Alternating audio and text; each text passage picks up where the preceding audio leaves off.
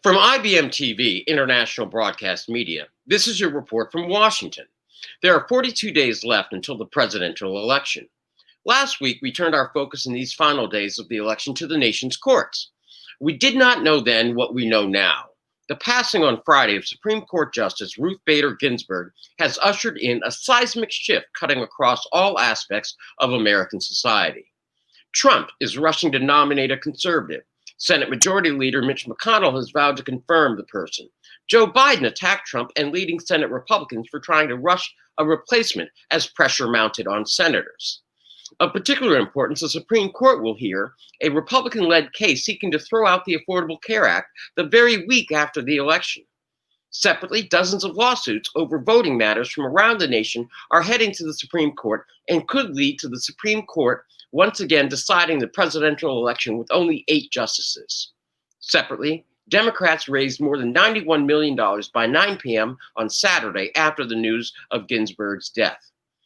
2 Republican senators have gone on record opposing any appointment before the election.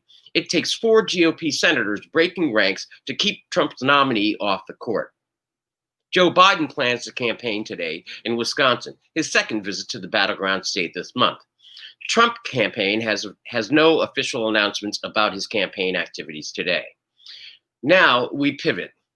Today is International Peace Day, and activities will be broadcast exclusively here on IBM TV. So join us as our IBM TV family spends time with the rest of the globe as we reflect on our world and our future.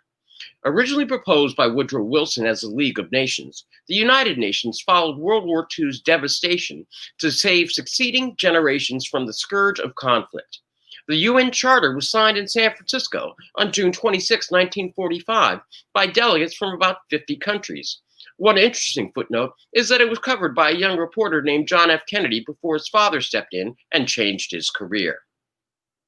Spanish artist Pablo Picasso's, quote, Dove of Peace was first chosen as the emblem for the International Peace Conference in Paris in 1949.